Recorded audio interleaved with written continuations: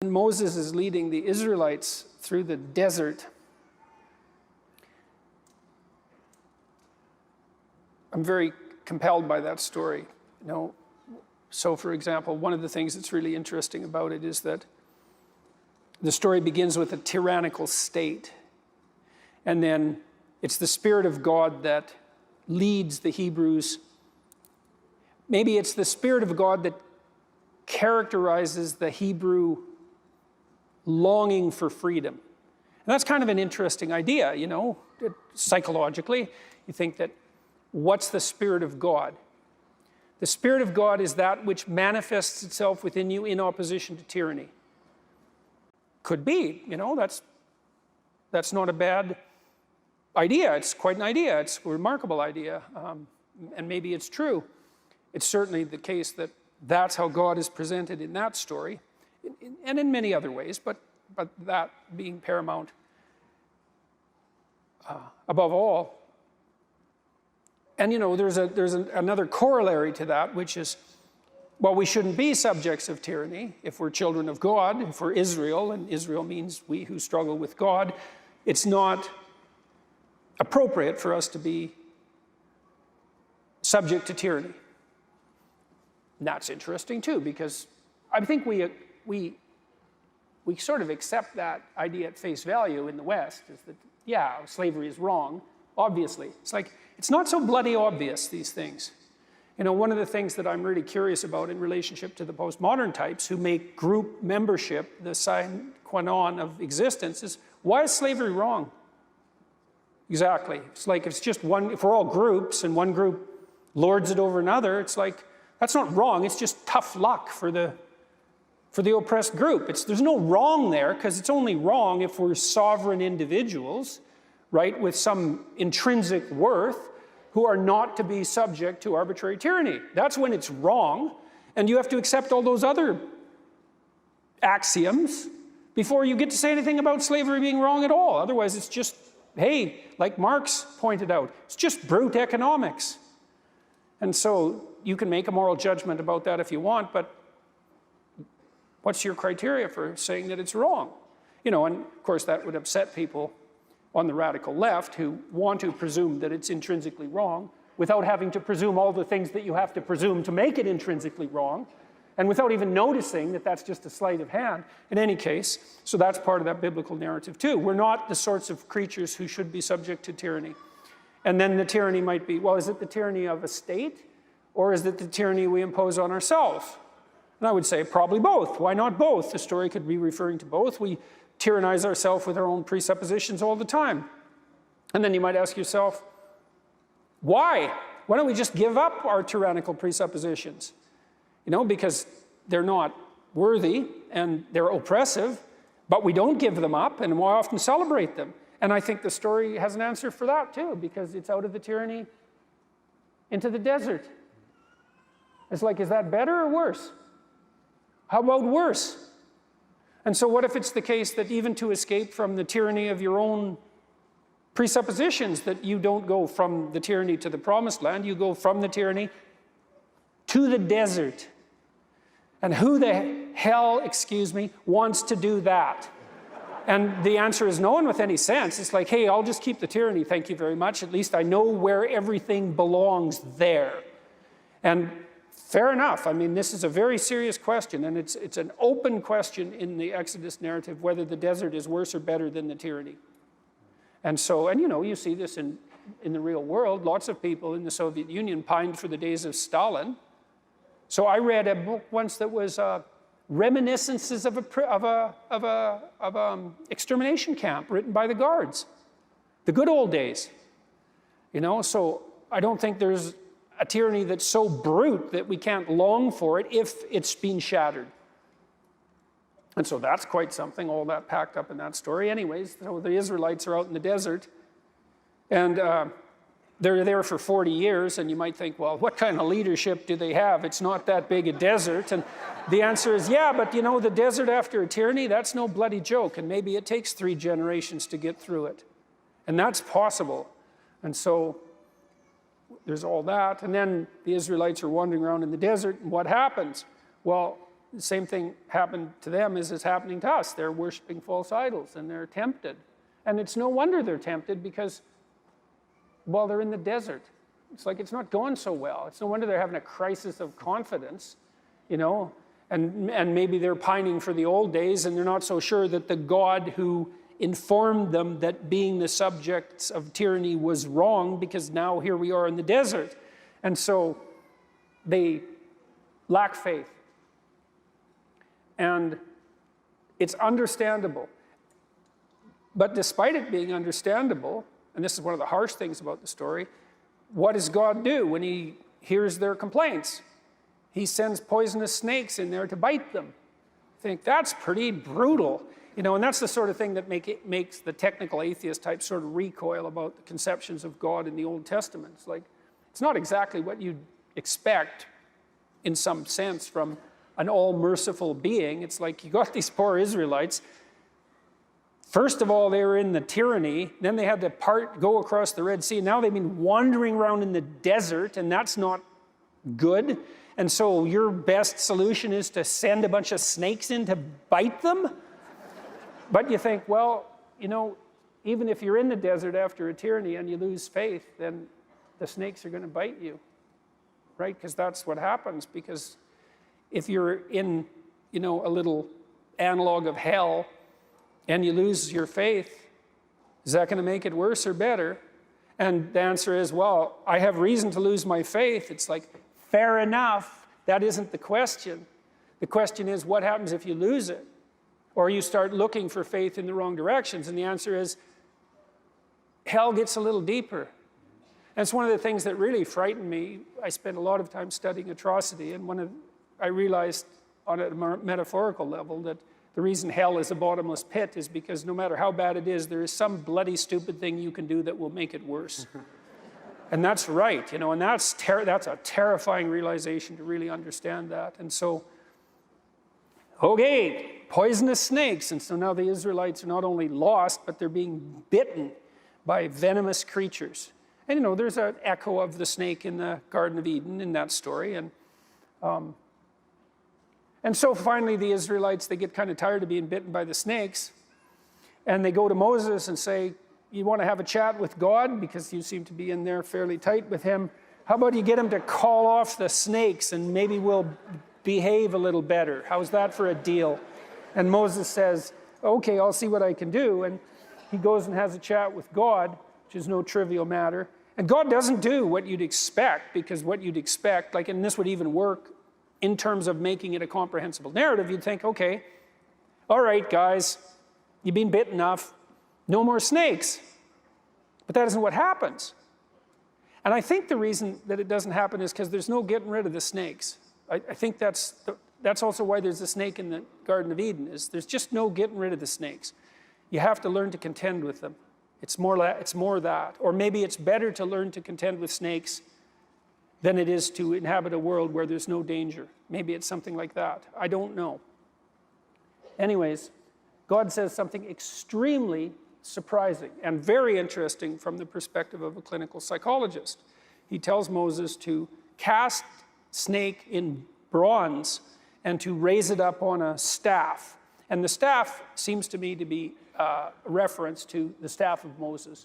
And that staff of Moses is something like the thing you put in the ground to orient yourself with. It's the staff of God too, and it's sort of like an axiom. And maybe it's like the tree of life. It's like, here I stand. It's a center point.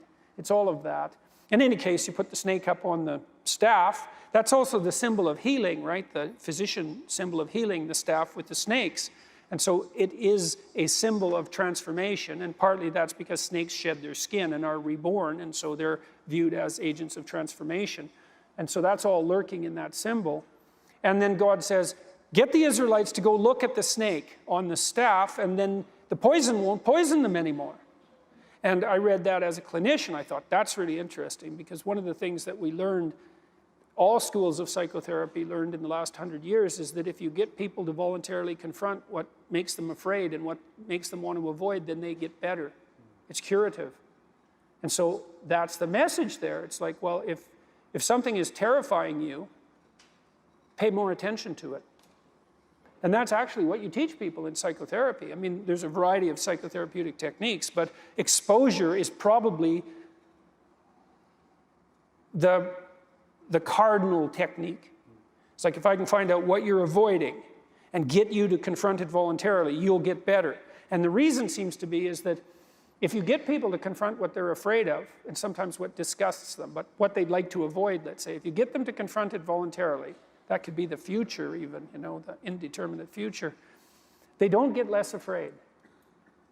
They get braver. And that's different. It's not like they get accustomed to what they're looking at and they're no longer afraid. That kind of happens, but it isn't really what happens. What really happens is they discover there's a lot more to them than they thought.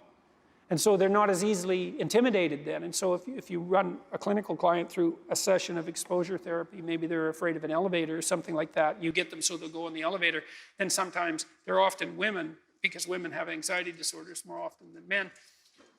One of the unintended consequences of that often is they'll go home and have the fight with their husband that's been brewing for 30 years. Because they're now braver. They see themselves in a different light because they've confronted this thing that terrifies them. And so it's so interesting in that story that God's cure for the venomous serpent is voluntary exposure to the source of terror. It's so interesting that that's the case. But and this is relevant to the issue of suffering, right? And confronting suffering dead on, to actually focus your attention on that which you would like to avoid. One of the remarkable parts of that story is also that one of the scariest words ever is, if I was God, they wouldn't have been bitten in the first place, right? So they've got the serpent's on the pole, but they're still going to get bit. And I think that that's what's essential about that, is just because the serpent is there, it doesn't mean that everything is fixed. It now looks Snakes are still there. But the transformation that takes place is the focus of the suffering becomes a symbol of faith for them. And that's obviously in the cross. Well, and part of the faith is the faith that enables them to go look at the serpent to begin with. Absolutely. Okay, so that leads us to the next part, which is in John, because Christ says, thousands of years later, that he has to be lifted up like the serpent in the wilderness. It's like, okay, what in the world is going on there? Because that's a hell of a thing for anyone to say about anything ever. And it's right, because what does that mean? Why would the Son of God compare himself to a serpent, and why that particular serpent and that serpent in the wilderness? And I knew this old idea that lurks in all sorts of stories, in this corpus of stories that I talked about. You know, there's an idea that the hero rescues his father from the belly of the beast. That's a very, very old idea. And what that seems to mean to some degree is that if you look into the abyss, then that, it reacquaints you with the wisdom and possibility of your tradition. It's something like that. It forces that. It forces a maturation and a recognition of what's fundamentally important, that confrontation with what's terrifying. Well, so Christ says he has to be lifted up like the serpent in the wilderness. I thought, what does that mean? I thought a lot about the relationship between the serpent in the Garden of Eden and the idea of Satan, because there's an association there between those two ideas, and that's a very strange association too, because there's nothing in the biblical story in Genesis that indicates that the serpent is Satan. Like that's an idea that aggregates across hundreds of years or thousands of years, that equation. And I tried to think that through. I thought, well, the snake is the thing that threatens us. And that's true biologically. We're wired to be afraid of serpents, especially poisonous ones. And they've been in an antagonistic relationship with mammals for like 60 million years, very long time. But in some sense, the idea of Satan is, he's the ultimate in serpents. And so that's why that equation is drawn across time. It's like, well, what threatens you? Well, snakes. Yeah, they're pretty nasty. Well, there's snakes, and then there's, well, the origin of snakes. So maybe you conquer a snake, and that's one thing, and maybe the next thing is you go out and you find nests of snakes and you root them out. But then there's the snakes that are in the hearts of your enemies. That's a harder snake to deal with. And then there's the snake that's in your heart, and that's the hardest snake to deal with, right? And that's where the equation between the serpent and Satan comes, because the worst of all snakes is the serpent in your own heart. And so there's a psychologization of the idea of the predator, and it becomes something that's more spiritual. Is that you're most vulnerable to the worst impulses within you, right? That's the worst predator. Okay, so there's the idea of the concretization of the idea of the serpent becoming psychologized up into this figure of the adversary himself, and that abides within you. Analogously, perhaps, is this reference that Christ makes to himself in relationship to the snake. Because I thought, well, what's the passion? If the snake is what you're afraid of, in this concretized sense, then the passion is the sum total of all possible fears. I think that's right. You know, Carl Jung, he thought about the story of the Passion as an archetypal tragedy. And here's what he meant by that. So imagine that you took all the tragedies that were ever written, and you distilled them so that you got the ultimate tragedy. Because the fact that you can identify a bunch of different stories as tragic means they have something in common, right? And so you could imagine you could pull out the central pattern of tragedy, and we could flesh out some of what that might be. Like, it's tragic when something bad happens to someone. Well, what if they deserve it? Okay, well then it's not so tragic. It still might have an element of tragedy, but it's really tragic if something really terrible happens to someone who clearly doesn't deserve it. So what's the most tragic story? Well, it's the worst possible thing happening to the person who least deserves it. Well, that's core to the Passion story, that's for sure, right? Because not only is Christ innocent, he's not merely innocent. He's also good, and not just good. He's as good as it gets. And yet, his life is the tragedy of the Passion is the worst of all possible punishments visited upon the least deserving person. But it's way worse than that. That just barely begins to scrape the surface, because it's torture, and a terrible torture, because the Romans designed crucifixion to be a terrible torture, like consciously. And so it's tragedy at the hands of your fellow man, and your fellow man motivated by the spirit of Cain in the most fundamental sense. How can I inflict the most misery possible in the shortest period of time, let's say, subject to that, at a young age, with foreknowledge, as a consequence of betrayal by your best friend at the hands of a mob of your own people who are simultaneously under the thumb of a tyranny that's part and parcel of what's persecuting you, who persecute you knowing you're innocent, not just innocent, but also good, and who choose to punish you instead of punishing someone they know to be criminal. It's all of that. It's like the sum total of all possible fears. And I think that's right. And it's so interesting to me that psychologically, that not speaking religiously to the degree that that's possible when speaking about such things, is that our culture has put at its center an archetypal tragedy. It's as if we're attempting to inoculate ourselves against the catastrophe of life. But what's also so fascinating about the story of the Passion is that the crucifixion is not the end of the story. The end of the story is the resurrection. And so the implication there is the same as the implication of going into the abyss to rescue your father from the belly of the beast. It's like the tragedy isn't the end of the story, the resurrection is the end of the story. And so then you wonder what that means psychologically, because what you see in psychotherapeutic session, in the psychotherapeutic milieu, is that if you get people to expose themselves to what they're terrified of, being terrified isn't the end of the story. Recovering is the end of the story. And so that begs the question is like, well, to what degree are we capable of bearing suffering and prevailing? And the answer might be to the degree that we're capable of confronting it forthrightly. And that might actually just be true. And you think, well, how could it be otherwise in some sense? Like, what's going to call the best out of you if it isn't what's most challenging?